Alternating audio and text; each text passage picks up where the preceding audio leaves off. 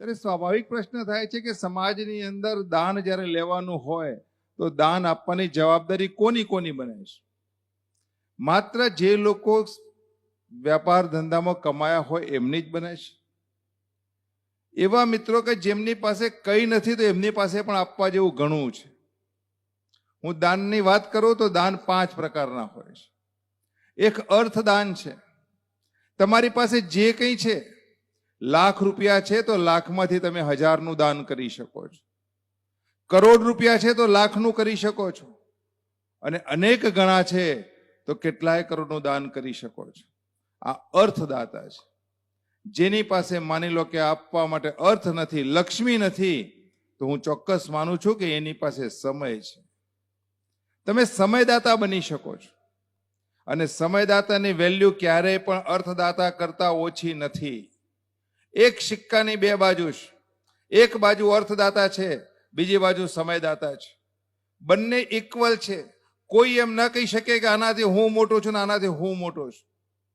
અને જે સમય પણ આપે છે, અર્થ પણ આપે છે, એ સર્વશ્રેષ્ઠ દાતા છે.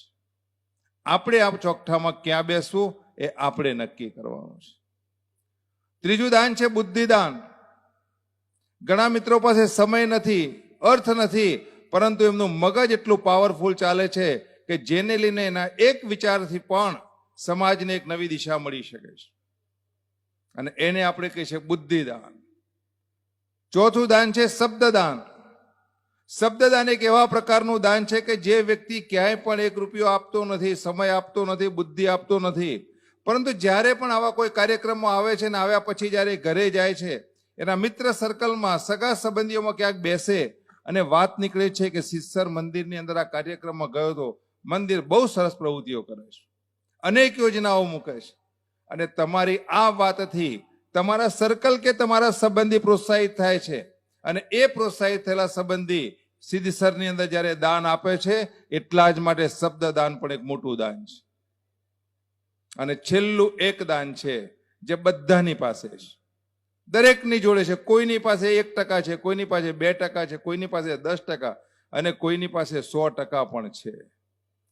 કેટલું એ નવછાવર કરી છે કે એના ઉપર આધાર છે. અને એ દાન છે નડતર દાન. તમે કંઈ ના કરો તો કોઈને નડવાનું બંધ કરો ને તો પણ એ મોટામાં મોટું દાન છે. અને દરેકની જોડે છે. મારી પાસે પણ હશે કદાચ 1% અહીંયા બેઠેલામાં ઘણાની જોડે 1 થી 5-15% હશે. મતલબ કે નડતર દાન બધાની જોડે છે. મહેરબાની કરીને સમાજમાં નડતર દાનના દાહુતિ જો આપવામાં આવે ને તો પણ સમાજમાં એક જ દિવસમાં બધું જ દાન ભેગું થઈ જાય. સંસ્થાઓ જે મુશ્કેલીઓ અનુભવી રહી છે ને એવા નડતર દાતાઓના કારણે અનુભવી રહી છે. છતાં પણ